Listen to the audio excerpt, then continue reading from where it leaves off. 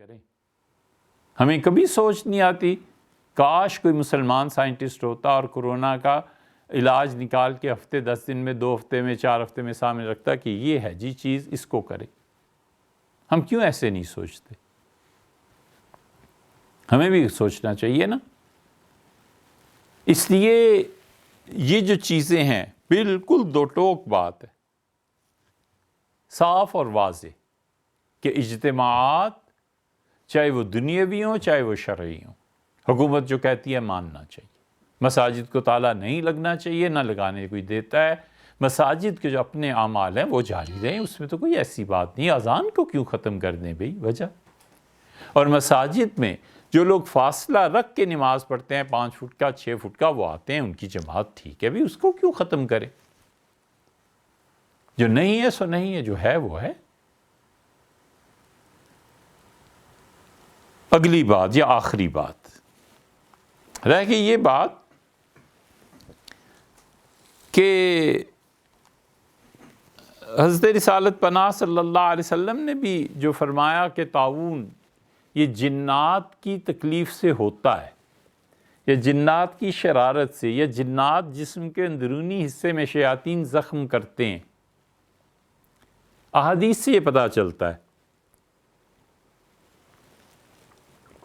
اس لیے ہر زمانے میں لوگ بتاتے رہے ہیں کہ یہ پڑھنا چاہیے، یہ پڑھنا چاہیے. وجہ اس کی یہ کہ جن جو جس کا شمار کیا گیا، وہ جنات جو تکلیف دیتے ہیں انسانوں کو، انہیں کہتے ہیں کہ یہ خبیث ہیں، اور اس کے مقابلے میں پاکیزہ اللہ کے فرشتے ہیں. تو اللہ کے فرشتے نازل ہوں تاکہ وہ ان جنات کا مقابلہ کریں، اس برائی کا مقابلہ کریں، ان کی برکتیں نازل ہوں. اس سلسلے میں ایک تو آذان کا ہے، دینا یا نہ دینا. ہم نے اسی لیے کہا تھا کہ آذان کی بجائے اس بحث کو چھوڑیں اور قنوت نازلہ پڑھیں. سیدھا سادہ رسول اللہ صلی اللہ علیہ وسلم پہ جب بھی کوئی مشکل وقت آتا تھا، لڑائی کا وقت آتا تھا، جہاد کا وقت آتا تھا، یا صحابہ رضی اللہ عنہ کو جب بئر معونہ میں لے گئے اور 70 صحابہ رضی اللہ عنہ کو شہید کر دیا، تو رسول اللہ صلی اللہ علیہ وسلم کو اتنا دکھ تھا، اتنی تکلیف سے پہنچی کہ آپ نے 1 مہینے تک ان ظالموں کے خلاف فجر کی نماز میں قنوت نازلہ پڑھی. حنفی فقہا میں بعض اس طرف گئے ہیں کہ وہ کہتے ہیں جب بیماریاں اور وبائیں عام ہو جائیں، شدید ہو جائیں، تو 5 نمازوں میں بھی قنوت نازلہ پڑھی جائے، جمعے میں قنوت نازلہ پڑھی جائے. ہم اس چیز کی طرف کیوں نہیں آتے جو کتاب و سنت سے ثابت ہے، جس فقہ پہ ہم عمل کرتے ہیں اس سے ثابت ہے. بس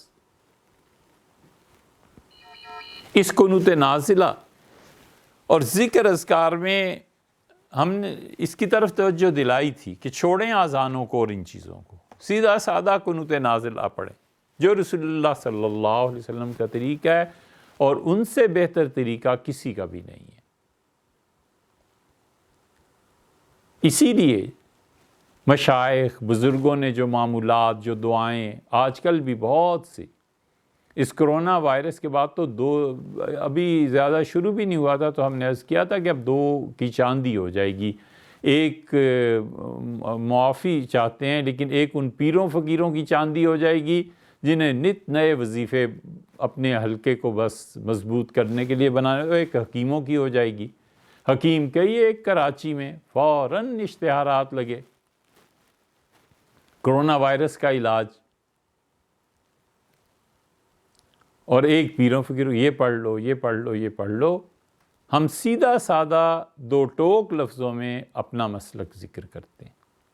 ہم کہتے ہیں وہی کریں جو رسول اللہ صلی اللہ علیہ وسلم ان وباؤں کے دور میں کرتے تھے. کیا اچھی بات ہمارے شیخ ابن تیمیہ رحمۃ اللہ علیہ نے فتاویٰ میں کہی ہے. شیخ الاسلام رحمۃ اللہ علیہ کے فتاویٰ کی یہ 22ویں جلد ہے، اور اس 22ویں جلد میں سئل رحمہ اللہ، اللہ تعالیٰ کی رحمت و شیخ پہ ان سے پوچھا گیا وظائف کے متعلق اور اذکار کے متعلق، اور یہی ہمارا مسلک ہے. انہوں نے فرمایا لیس لأحد یسن للناس نوعا من الاذکار والادعیات غیر المسنون.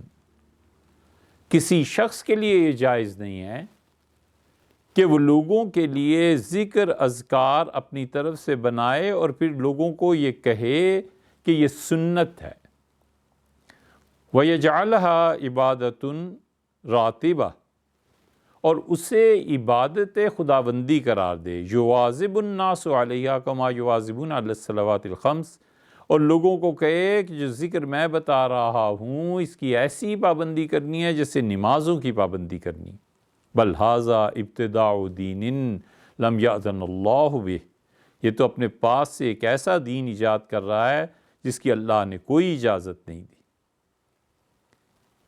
بخلاف ما یدعو بہ المرء احیانا، ہاں وہ دعائیں جو انسان کبھی اضطرار کی حالت میں کرتا ہے، وہ دعائیں جو انسان سنت کے اعمال سے ہٹ کے اپنے پاس سے بھی کرتا ہے، اگر اس شخص نے اس کو ایسا نہیں سمجھا، شیخ کی عبارت کا مفہوم یہ ہے کہ اگر اس شخص نے ان دعاؤں کو، اس ذکر اذکار کو ایسا نہیں سمجھا کہ اسے سنت اور لوگوں کے لیے ضروری قرار دے، تو پھر اس کی اپنی مرضی ہے،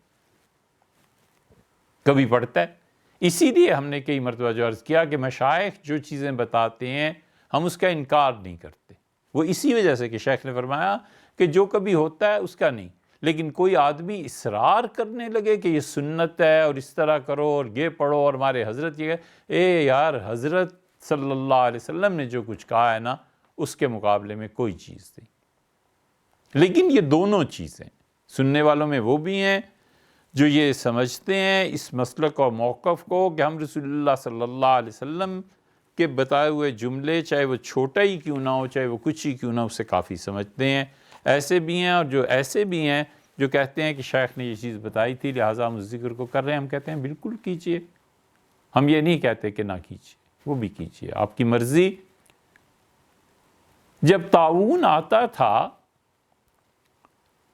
تو اسلاف کیا کرتے تھے؟ وبائیں آتی تھی نا، جو کچھ وہ کرتے تھے نا اور پڑھتے تھے، ہم آپ کے سامنے چند ایک چیزیں اس میں سے رکھ رہے ہیں کہ اس وبا سے بچنے کے لیے جنات کی شرارت، وائرس یا بیکٹیریا یا جو کچھ بھی آپ اسے نام دیں، پہلی بات تو یہ ہے کہ حضور اقدس صلی اللہ علیہ وسلم نے فرمایا، مسلم کی روایت میں آتا ہے، حضرت ابو ہریرہ رضی اللہ عنہ کی روایت میں کہ رسول اللہ صلی اللہ علیہ وسلم نے فرمایا جنات بھاگتے ہیں اس گھر سے تقرأ فی سورۃ البقرہ جس میں سورہ بقرہ پڑھی جائے۔ اس وائرس کے علاج کے لیے اس حدیث پہ عمل کرنا چاہیے، جہاں تک ہو سکے سورہ بقرہ کی تلاوت کرنی چاہیے، پہلی بات۔ دوسری بات یہ کہ رسول اللہ صلی اللہ علیہ وسلم نے فرمایا کہ سورہ بقرہ میں بھی ایک آیت کریمہ ہے، سیدۃ آی القرآن، قرآن کریم کی تمام آیتوں کی وہ سردار ہے، آیت الکرسی۔ لا تقرأ فی بیت وفیہ شیطان الا خرج منہ، جس گھر میں یہ کثرت سے آیت الکرسی پڑھی جاتی ہے اگر وہاں کوئی شیطان ہوتا بھی ہے تو بھاگ جاتا ہے۔ یہ سنت کے مطابق اعمال ہیں۔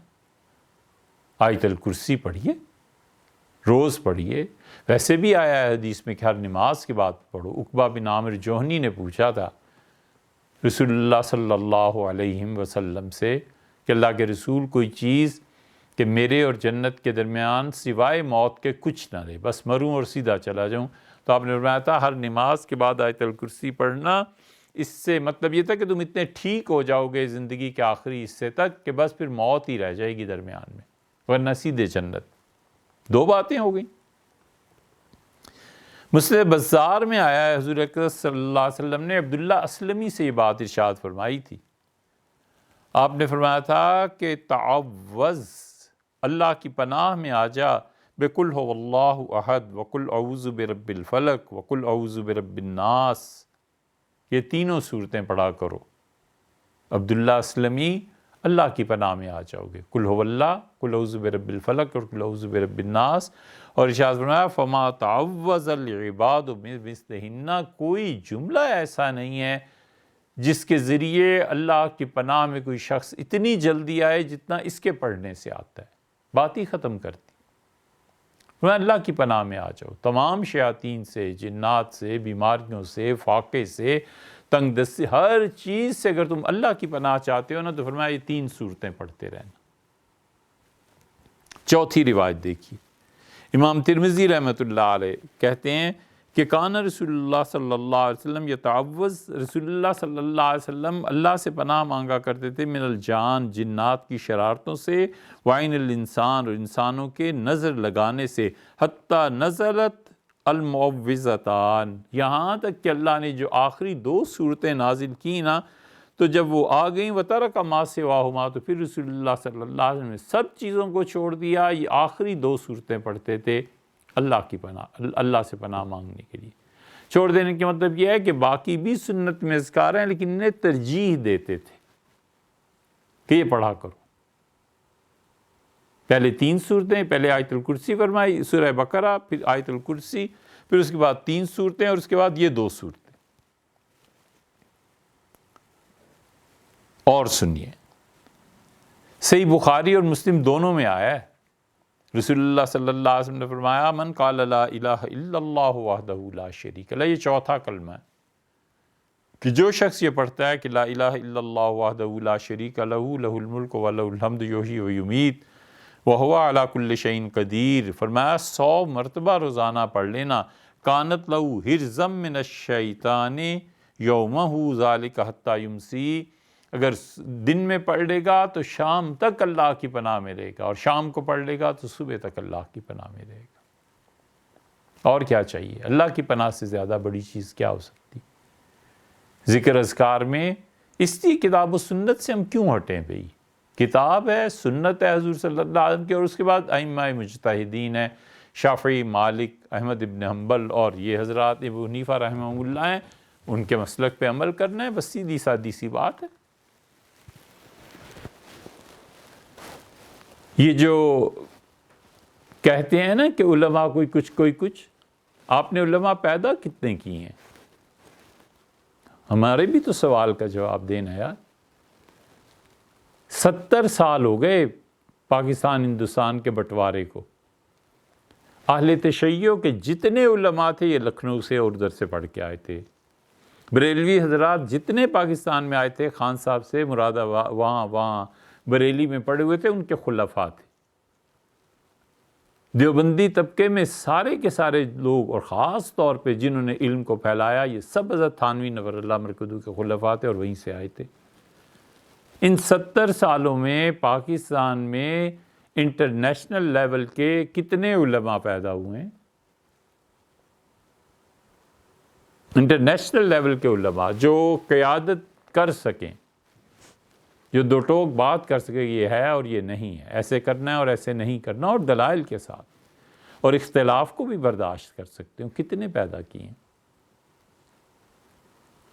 کہاں پیسے خرچ کیے ہیں؟ سینما گھروں میں، عیاشیوں میں، اپنے بچوں کی شادیوں میں۔ اس وائرس کی وجہ سے ایک سیٹ صاحب ہیں سرینا ہوٹل میں 5 کمرے لیے ہیں، معلوم ہوا، ہم پوچھا کیوں، تو فرمانے لگے کہ انسولیشن کے لیے۔ ہم نے کہا وہ کیسے؟ ایک میں رہتا ہوں، ایک میری اہلیہ رہتی ہیں، 2 بچے ہیں وہ 2 کمروں میں رہتے ہیں، اور 5ویں کسی اور عزیز کا نام لیا کہ 5 اور 3 مہینے کے لیے بک کرائیں۔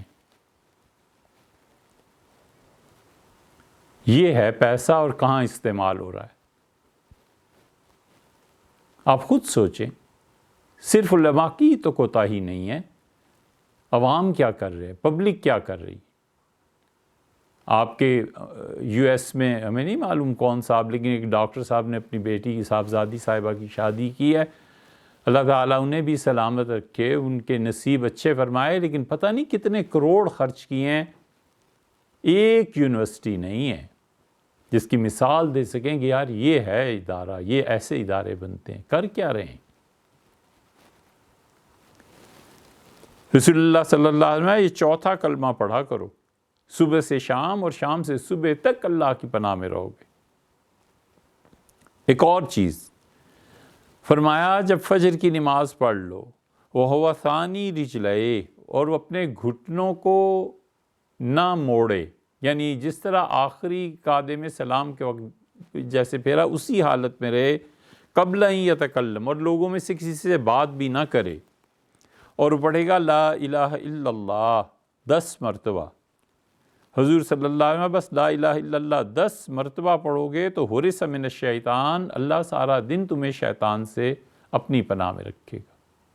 چاہیے کیا؟ شیطان سے، جنات سے، بیکٹیریا سے، وائرس سے حفاظت ہوتی رہے گی۔ فرمایا فجر کی نماز میں جب سلام پھیرو تو اپنے گھٹنوں کو موڑے بغیر اسی حالت میں رہنا، اور دوسرے کسی سے بات کرنے سے پہلے 10 مرتبہ لا الہ الا اللہ پڑھ لو۔ مسلم کی روایت میں حضور صلی اللہ علیہ وسلم یہ پڑھا کرو اعوذ بکلمات اللہ التامات من شر ما خلق، میں اللہ کی پناہ چاہتا ہوں مکمل، اعوذ بکلمات اللہ التامات، اللہ کے پورے پورے جملوں سے، من شر ما خلق، ہر اس چیز کے شر سے جس سے اس نے خود پیدا فرمایا۔ کوئی چیز رہ گئی؟ ما خلق، جو کچھ اللہ نے کائنات میں پیدا کیا ہے اس چیز میں جو شر ہے، انسانوں میں، جنوں میں، کسی اور چیز میں، یہ وائرس نہ مردہ ہے نہ زندہ ہے، ایسے ہی کہتے ہیں نا ڈاکٹرز۔ ہر وہ چیز جو خدا نے پیدا کی ہے، فرمایا اللہ سے یہ دعا مانگا کرو کہ اے پروردگار جو کچھ بھی تو نے کائنات میں پیدا کیا ہے نا، اعوذ بکلمات اللہ التامات، میں اللہ کے پورے پورے جملوں کی پناہ میں آتا ہوں۔ پورے جملے کا مطلب یہ ہے کہ جیسے لا الہ الا اللہ پورا جملہ ہے، خدا کی توحید کی دعوت ہے، محمد رسول اللہ نظریاتی طور پہ حضور صلی اللہ علیہ وسلم کی رسالت کا اقرار انسان کو ایک نظریہ دیتا ہے۔ اللہ کے پورے پورے جملے، وہ جملے جن کے ذریعے سے بات سمجھ میں آتی ہے، اسی لیے تو فرمایا ہے کہ جب تم اذان سنو تو یہ کہو اللہم رب ھذہ الدعوۃ التامہ، اے اللہ یہ پوری دعوت اذان کے ذریعے سے مکمل طور پر جو مجھے دعوت دی جا رہی ہے کہ میں مسجد میں آؤں، اے پروردگار اس دعوت کے صدقے میں، اس بلانے کے صدقے میں، اس کے نتیجے میں، اور اس کے نتیجے میں کیا ہوگا؟ یہ پوری دعوت جو اذان ہے پہلے حرف سے لے کے آخر تک، والصلاۃ القائمہ، اس کے نتیجے میں اے رب جو جماعت کھڑی ہو رہی ہے اس جماعت اور اذان کے صدقے میں، اور پھر آگے دعا ہے۔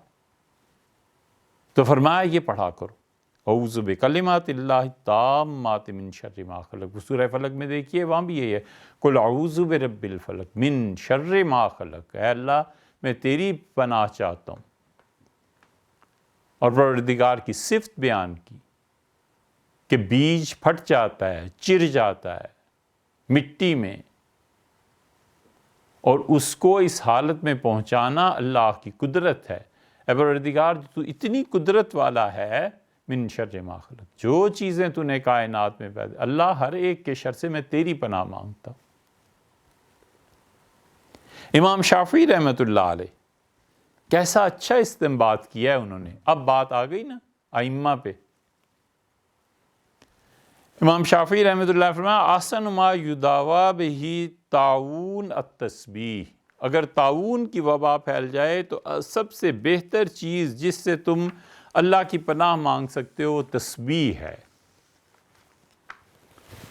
یہ حلیۃ الاولیاء میں ابو نعیم اصفہانی نے ذکر کیا رحمہ اللہ، اور اس کی وجہ امام شافعی رحمۃ اللہ علیہ کہتے تھے، وہ کہتے تھے کہ اللہ تعالیٰ نے فرمایا حضرت یونس علیہ السلام کے بارے میں کہ وہ مچھلی کے پیٹ میں چلے گئے، اور پھر فرمایا فلولا انہ کان من المسبحین، اور اگر یونس وہاں پہنچ کے مچھلی کے پیٹ میں ہماری تسبیح، ہماری پاکیزگی بیان نہ کرتے، للبث فی بطنہ الی یوم یبعثون، تو قیامت تک اس مچھلی کے پیٹ میں ہی رہتے، لوگ قبروں سے اٹھائے جاتے اور مچھلی سے اگلوائے جاتے۔ تو جس چیز نے انہیں نجات دی وہ کیا تھی؟ اللہ نے کہا کہ فلولا انہ کان من المسبحین، اگر وہ ہماری تسبیح نہ کرتے تو کہتے تھے کہ سبحان اللہ تمنع العذاب، اس کا مطلب یہ ہے کہ سبحان اللہ ایسا جملہ ہے جو تمہیں عذاب سے بچا دیتا ہے۔ کیا لطیف استنباط کیا ہے، کیا اچھا استنباط کیا ہے۔ انہوں نے کہا جب طاعون آ جائے تو سبحان اللہ پڑھا کرو۔ چلیے اور بتائیے کیا وظیفہ؟ سبحان اللہ کثرت سے پڑھے۔ اور اسی لیے اللہ تعالیٰ نے وہاں بھی فرمایا، اللہ نے فرمایا وَكَذَلِكَ نُنْجِلْ، اور یونس علیہ السلام نے یہ پڑھا، ہم نے انہیں نجات دی، وَكَذَلِكَ نُنْجِلْ الْمُؤْمِنِينَ، اور ہم اسی طرح ایمان والوں کو نجات دیتے ہیں۔ ایمان والوں کے لیے بھی فرما دیا۔ طاعون جب پھیلا تھا کسی زمانے میں، تو یہ اب وہ چیز ہے جس کو ہم کہتے ہیں کوئی کرتا ہے تو کرے، نہیں کرتا نہ کرے، مگر اس سے بھی بہتر وہ چیزیں ہیں جو اب تک حدیث میں گزری۔ اس وقت کے مشائخ نے کہا کہ لا الہ الا انت سبحانک انی کنت من الظالمین یہ پڑھا کرو۔ یہ تو چلیے امام شافعی رحمۃ اللہ نے بھی کہہ دیا۔ وہ کہتے تھے کہ روزانہ 136 مرتبہ پڑھنا چاہیے، 136 مرتبہ وہ کہتے تھے پڑھو۔ یہ ہمارا تجربہ ہے کہ وہ پھر طاعون نہیں لگتا کسی کو، کسی کا جی چاہے تو اس پہ عمل کر لے۔ زرکشی نے لکھا ہے قنوت نازلہ میں پڑھنے کے لیے، وہ کہتے تھے کہ نماز پڑھنے کے بعد یہ دعا پڑھی جائے، اللہم انا نعوذ بک من عظیم البلاء فی النفس والاہل۔ اللہ ہم آپ کی پروردگار عالم پناہ چاہتے ہیں اس مصیبت سے جو بہت بڑی مصیبت ہم پہ اور ہمارے اہل و عیال پہ، ہمارے خاندان کو اللہ یہ آ سکتی ہے، والمال والولد، اللہ مال ہمارا تباہ ہو جائے، اولاد مر جائے، اس میں یہ اتنی بڑی مصیبت آ گئی ہے، اللہ ہم تیری پناہ مانگتے ہیں۔ اللہ اکبر اللہ اکبر اللہ اکبر مما نخاف و نحذر۔ اللہ جس چیز کا ہمیں خوف ہے، اور اے پروردگار جس چیز کے آنے کے بھی امکانات ہیں اور ہم ڈر رہے ہیں، اللہ تیری پناہ مانگتے ہیں۔ اللہ اکبر عدد ذنوبنا حتی تغفر، حتی تغفر، اللہ تیری بڑائی اتنی بڑی تعداد میں ہے اے پروردگار جیسے میں نے زندگی میں گناہ کیے ہیں، حتیٰ کہ اللہ تو معاف فرما دے۔ اللہم کما شفعت فینا نبینا محمد صلی اللہ علیہ وسلم فامہلنا، اے اللہ جیسے رسول اللہ صلی اللہ علیہ وسلم کی دعا تو نے قبول فرمائی، دعا مانگی تھی نا کہ اللہ میری پوری امت کو قحط سے ہلاک نہ کر دیں، ہلاکت قحط، تو اللہ جیسے آپ نے ان کی دعا قبول فرمائی تھی، وَعَمِّرْ بِنَا مَنَازِلَنَا، اور جیسے ہمارے گھروں کو آپ نے آباد فرمایا، وَلَا تُؤَاخِذْنَا بِسُوءِ أَفْعَالِنَا، اللہ تیری انعامات کے باوجود ہم جو تیری نافرمانی کرتے ہیں اے پروردگار اس جیسے ہماری پکڑ نہ ہو جائے، وَلَا تُهْلِكْنَا بِخَطَايَانَا یا رب العالمین، اور اللہ ہمارے گناہوں کی وجہ سے ہمیں سزا نہ دے، معاف فرما دے۔ ایک اور عمل ذکر کیا ہے، وہ کہتے ہیں یا حیو یا قیوم ربنا اکشف عنا العذاب انا مومنون، اے پروردگار اس عذاب کو ہٹا لے، ہم کم سے کم اے اللہ ایمان والے تو ہیں، ہمارا ایمان ہے، یعنی ایمان کا واسطہ ہے اللہ۔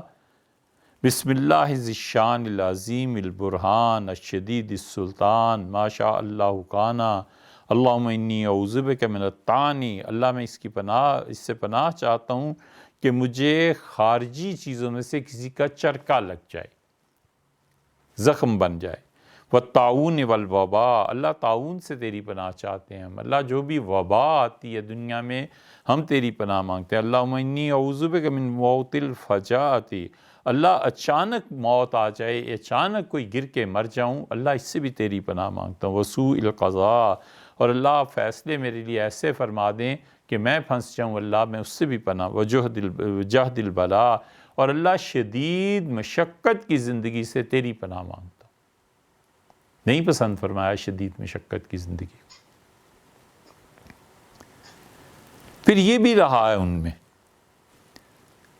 کہ وہ اپنے بچوں کے لیے یہ لکھ دیتے تھے، بسم اللہ الرحمن الرحیم وصلی اللہ علی سیدنا محمد وعلی آلہ وصحبہ وسلم، اللہم سکن ہیبت صدمت قہرمان الجبروت بِالطافک الخفیۃ الواردۃ النازلہ من باب الملکوت حتی نتشبث بلطفک ونعتصم عن انزال قدرتک یا ذا القدرۃ الکاملہ والرحمۃ الشاملہ یا ذا الجلال والاکرام۔ یہ لکھ کے یعنی تعویذ بنا کے بچوں کو دے دیتے تھے کہ یہ رکھو اپنے پاس، اللہ تمہاری حفاظت کرے گا اس وبا سے۔ یہ سب بزرگوں کی چیزیں۔ کچھ اللہ کے بندے اس پہ اعتقاد رکھتے تھے، اور یہ ہے بھی قرآن کریم میں بھی اللہ نے فرمایا جب بھی مصیبت آ جائے تو للہ الاسماء الحسنی، اللہ کے سارے نام اچھے ہیں، فَادْعُوهُ بِهَا، لوگو اللہ کے نام پڑھو، اس سے دعا مانگا کرو۔ تو وہ کہتے تھے اللہ کا نام مؤمن، امن دینے والا اس معنی میں بھی، اور وہ کہتے تھے کہ 136 مرتبہ روزانہ پڑھنا چاہیے، اس سے طاعون کی وبا ٹل جاتی ہے، طاعون نہیں ہوتا، جیسے جی شاید۔ الحکیم، الحکیم اللہ کا نام ہے، وہ کہتے ہیں 88 مرتبہ روزانہ پڑھے تو وبا اس کو نہیں لگتی۔ الحفیظ 890 مرتبہ یہ حضرات نے لکھا ہے، کیوں کہتے ہیں اسے روز پڑھے۔ الرقیب 300 مرتبہ، 312 مرتبہ، وہ کہتے ہیں کہ طاعون سے محفوظ رہے گا، ہر وبا سے محفوظ رہے گا۔ اللہ کا نام الرقیب یا رقیب یا حکیم یا حفیظ یا مومن، اس طرح کر کے اگر کوئی پڑھتا رہے اس تعداد میں، تو کہتے ہیں ہمارا تجربہ یہ ہے۔ یہ بڑی اچھی بات ہونے کی، ان کا ہمارا تجربہ یہ ہے، تو کوئی آدمی پڑھے۔ اور ان میں سے کچھ حضرات نے فرمایا کہ اللہم یا لطیف اسألک اللطف فیما جرت بہ المقادیر، اے پروردگار، اے بہت باریک بین اللہ، میں آپ سے آپ کی عنایات طلب کرتا ہوں، فیما جرت بہ المقادیر، جو کچھ تقدیر میں بھی اگر طے ہو گیا نا، تو اللہ مجھے اس سے نجات دے۔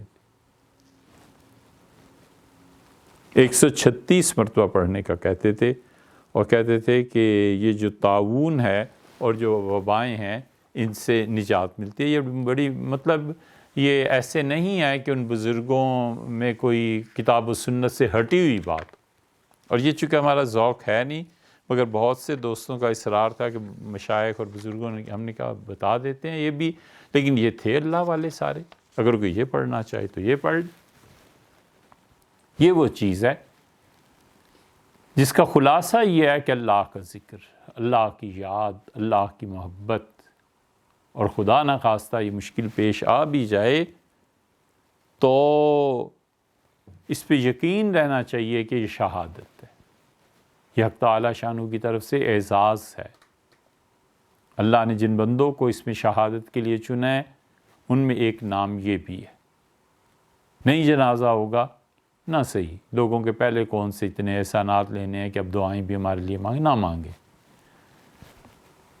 غیرت ہوتی ہے نا کبھی کبھی، اس کا ظہور ہوتا ہے نا کہ نہ مانگے یار، اللہ کے ساتھ تعلق ہے، تعالی شانہ۔